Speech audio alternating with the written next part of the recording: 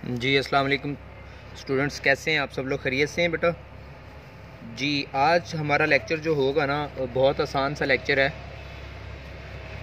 हम लोगों ने ऑलरेडी कुछ चीज़ें डिस्कस की हुई हैं, उन्हीं को बेस बनाते हुए, उन्हीं को मद्देनज़र रखते हुए आज का लेक्चर हम कंटिन्यू करेंगे इंशाल्लाह। आज के लेक्चर में हम लोग डिस्कशन करेंगे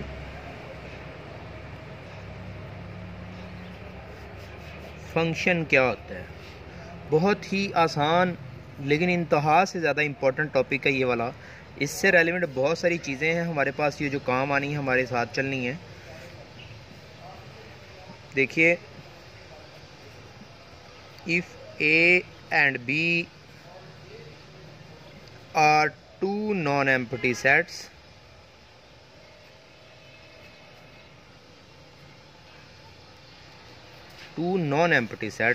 then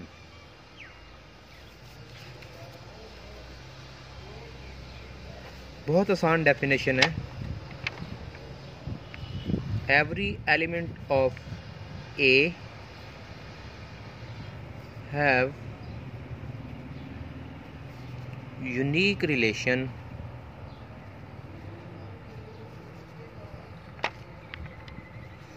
with the elements of B, then A is called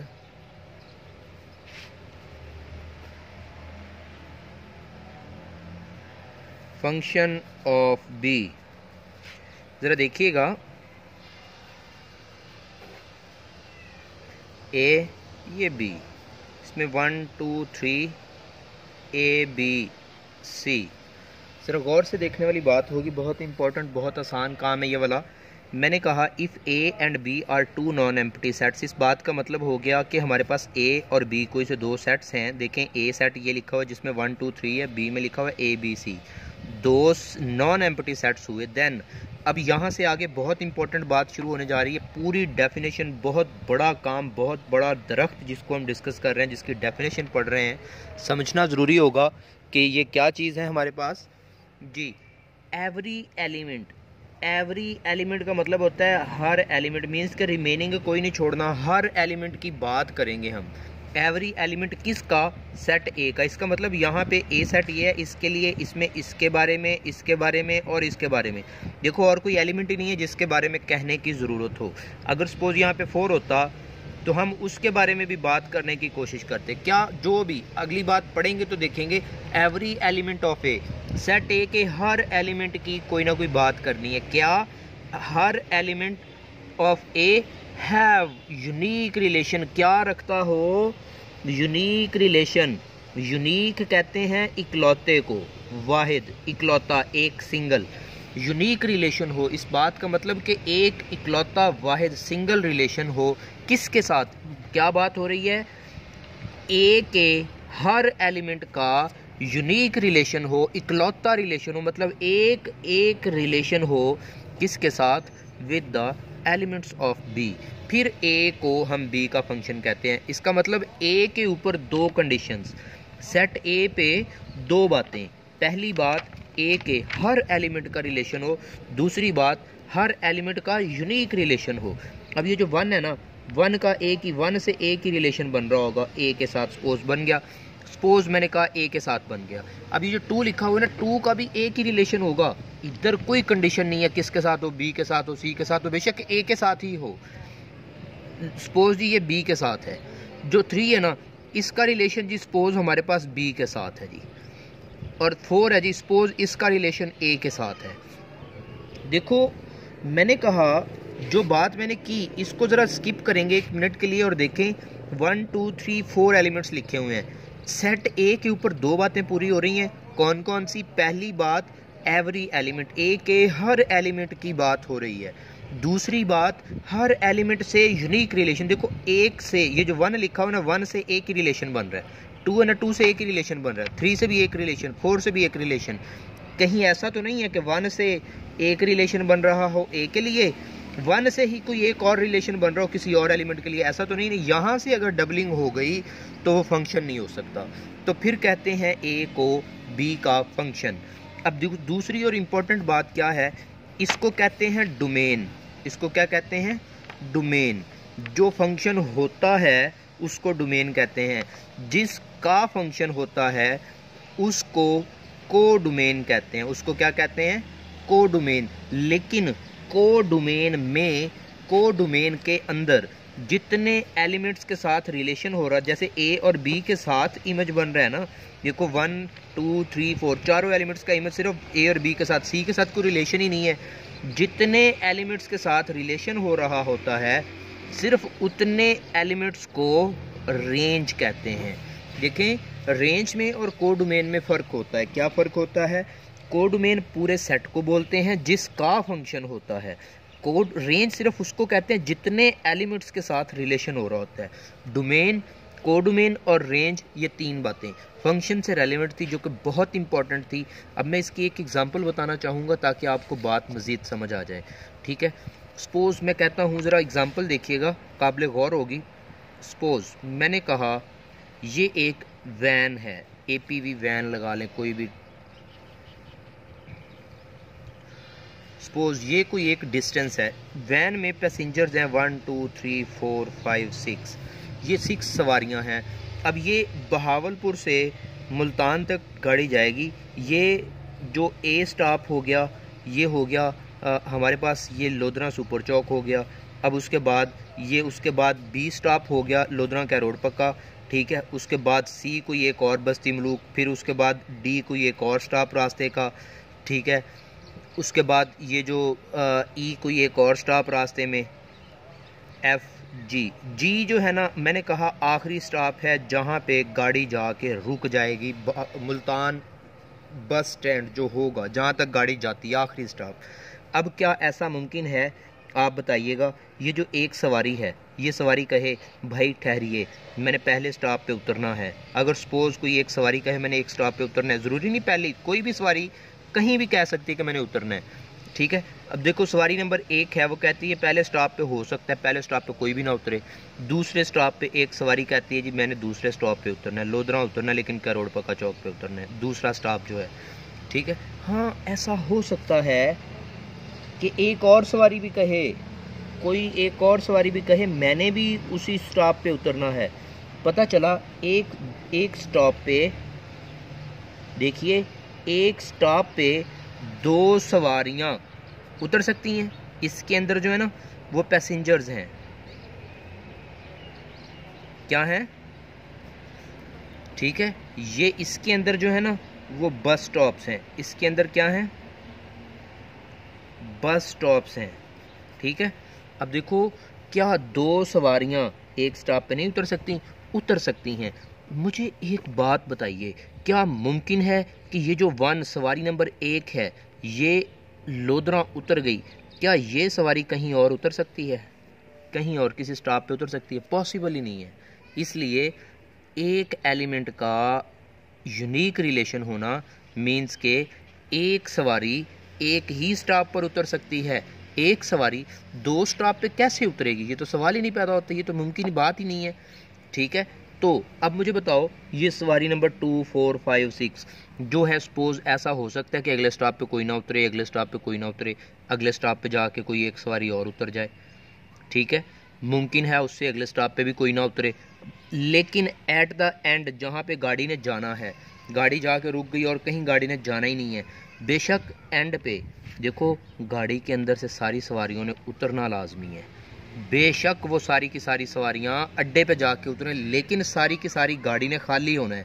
सारी सवारियां लाजमी उतरा करती हैं, इसका मतलब एवरी एलिमेंट, हर एलिमेंट का रिलेशन होगा, इसका मतलब सारी की सारी सवारियों ने उतरना लाजमी है। एक स्टॉप पे एक से ज़्यादा सवारी नहीं उतर सकती, एक स्टॉप पे एक सवारी एक ही स्टॉप पर उतर सकती है। ये बात कंफर्म होगी यूनिक रिलेशन की, ये एक सवारी एक स्टॉप पर ही उतर सकती है, एक से ज़्यादा दूसरे या तीसरे स्टॉप पे और कहीं नहीं उतर सकती। ठीक है, तो इसका मतलब कि एक सवारी एक स्टॉप पर ही उतर सकती है का मतलब यूनिक रिलेशन हुआ। देखो मैंने कोशिश की कि आपको एग्जांपल से एक्सप्लेन कर दिया जाए कि एक सवारी एक स्टॉप पे उतर सकती है, एक से ज़्यादा स्टॉप पे नहीं उतर सकती। इसका मतलब रिलेशन जो है वो क्या होगा, यूनिक होगा। दूसरी बात, एवरी एलिमेंट, इस बात का मतलब अगर हमारे पास जितनी भी सवारियां किसी गाड़ी में सवार होंगी, हर सवारी को लाजमी उस गाड़ी से उतरना पड़ता है, हर सवारी को उतरना पड़ता है, मीन्स के एवरी एलिमेंट का रिलेशन है। जस्ट हाफ मिनट वेट बेटा जी। ये क्लास हो रही है? हाँ जी। मैम क्या कहती हैं कि हर बच्चे का टीचर ने खुद लगाया, मुझे पता ही नहीं है।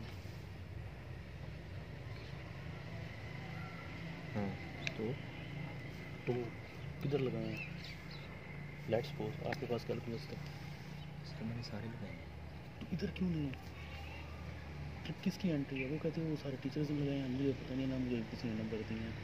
वो जो है ना 3-4 मिनट रह गए, 5-7 मिनट, छोटा छोटा। आ जाओ फिर, मैं वेट कर रहा हूँ आपका। इधर ही वेट कीजिएगा, ठीक है। सॉरी फॉर इंटरप्शन बेटा जी। अब हम टॉपिक शुरू किया हुआ था फंक्शन। फंक्शन की डेफिनेशन पढ़ी, डेफिनेशन के अंदर हम लोगों ने उसको अंडरस्टैंड किया, डेफिनेशन में क्या कुछ है, ठीक है। उसमें 2 सेट्स होते हैं, एक डोमेन, एक कोडोमेन, एक रेंज कहलाते हैं, ठीक है। उसकी एग्जांपल देके मैंने समझाने की कोशिश की ताकि आपको बात समझ आ जाए। सपोज अगर इसको फंक्शन में लेते हैं तो इधर से गौर कीजिएगा, इसको क्या कहेंगे, डोमेन। इस मुकम्मल सेट को कहेंगे रेंज। इस मुकम्मल सेट में कोडोमेन होने वाले कौन कौन से एलिमेंट्स हैं, एक ये वाला, एक ये वाला, एक ये वाला। जिन एलिमेंट्स के साथ रिलेशन हो रहा होता है सिर्फ उन एलिमेंट्स को रेंज कहते हैं, ठीक है जी। यकीनन आपको ये बातें समझ तो आई होंगी जो मैंने आपसे बातें की हैं, लेकिन जो मोस्ट इम्पॉर्टेंट टॉपिक इस फंक्शन वाले टॉपिक को हम लोगों ने इंक्रीज़ करना है, जिस टॉपिक को इंक्रीज़ करना चाह रहे हैं वो टॉपिक है फंक्शन। फंक्शन की कितनी टाइप्स होती हैं, फंक्शन की इन जनरल, फंक्शन की इस दुनिया में 2 टाइप्स होती हैं। कितनी? 2 टाइप्स होती हैं। कौन कौन सी? जनरल फंक्शन,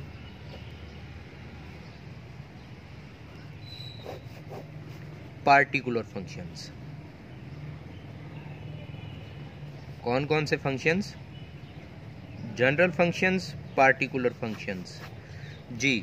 बहुत काबिल गौर बात होगी, ये एक अलग टाइप होगी कि जनरल फंक्शन की फर्दर और टाइप्स होंगी, पार्टिकुलर फंक्शंस की फर्दर और टाइप्स होंगी। जनरल फंक्शन के अंदर कौन कौन शामिल हैं हम ज़रा देखेंगे, डिस्कस करेंगे। इनकी फर्दर एक एक चीज़ को एक्सप्लेन करने की हमें ज़रूरत नहीं है, सिर्फ अंडरस्टैंड होना चाहिए कि हम क्या क्या चीज़ डिस्कस कर सकते हैं। जैसे जनरल फंक्शन है, इसके अंदर आप लोगों ने सुना होगा इनटू फंक्शन भी कोई नाम होता है, ठीक है। उसके बाद आपको याद होगा ऑन टू फंक्शन भी कहीं हम लोगों ने डिस्कस किया था। उसके बाद आपको याद होगा हम लोगों ने 1-1 फंक्शन भी डिस्कस किया होगा कभी, ठीक है। उसके बाद आपको याद होगा बाइजेक्टिव फंक्शन भी कोई होता है। उसके बाद याद होगा इंजेक्टिव या सरजेक्टिव फंक्शन भी कोई होता है। ये है जी जनरल फंक्शन की फर्दर टाइप्स, जिनको एक एक चीज़ को हमने एक्सप्लेन नहीं करना, ये आपके ज़िम्मे है, आप लोगों ने खुद प्रिपेयर करनी है। ये चीज़ें आपको इस चीज़ का, सारी चीज़ों का पता होना चाहिए। छोटी क्लासेस में डिस्कस हो जाती हैं, ये आपको पता होना चाहिए, ठीक है। हाँ, आगे जो हमारे काम की तरफ जो चलने वाली मज़ीद बातें हैं वो है पार्टिकुलर फंक्शन के साथ ताल्लुक़ रखने वाली, ये भी ताल्लुक़ रखने वाली हैं। इनको अभी पता होना चाहिए, अंडरस्टैंड होना चाहिए कि into function, onto function, 1-1 bijective, injective, ये फंक्शन जो हम लोगों ने डिफ़ाइन करवाए हैं, इन फंक्शंस की हर एक चीज़ का मतलब क्या है, ठीक है। उसके बाद हम आ जाते हैं पार्टिकुलर फंक्शन पे। पार्टिकुलर फंक्शन हम उस फंक्शन को कहते हैं जिसकी आगे फर्दर सिर्फ 2 टाइप्स होती हैं, जिसकी आगे फर्दर सिर्फ कितनी? सिर्फ 2 टाइप्स होती हैं। पहली टाइप ये होती है, ये कहलाता है अलजेब्रिक फंक्शन। कौन सी टाइप हो गई? Algebraic function. दूसरी टाइप हो गई नॉन अलजेब्रिक फंक्शन। ये 2 टाइप्स फर्दर हैं फंक्शन से मुतल्लिक। अब सबसे इम्पॉर्टेंट टॉपिक हमारा यहाँ पे जो डिस्कस करने वाला है और उसके बाद हम लोगों ने आगे काम को इंक्रीज़ करना है ना, वो है अलजेब्रिक फंक्शन। वो क्या है सबसे important? Algebraic function. Algebraic function क्या होता है, कैसा होता है, हम उसके बारे में डिस्कस करेंगे जी। अलजेब्रिक फंक्शन गौर से समझने वाली और सुनने वाली बात है अलजबरिक फंक्शन हम किसे कहते हैं, ज़रा ये बातें यकीनन आपको मैं उम्मीद करता हूँ कि समझ आ रही होगी। अगर आपको समझ आ रही है तो वेल एंड गुड, और अगर नहीं आ रही समझ तो मुझे बताइएगा, किसी किस्म की कोई बात पूछनी हो तो। लेकिन जितना काम करवा दिया बेटा इतना टाइम कल तक तैयार करके रखिएगा, ठीक है। फर्दर इंशाल्लाह देखेंगे, नेक्स्ट टॉपिक जो है ना फर्दर कल शुरू करेंगे इंशाल्लाह, ठीक है। इससे आगे काम जो है ना हम इंशाल्लाह नेक्स्ट लेक्चर में डिस्कस करते हैं। इतना काम तैयार कीजिएगा। बहुत शुक्रिया बेटा, थैंक यू वेरी मच।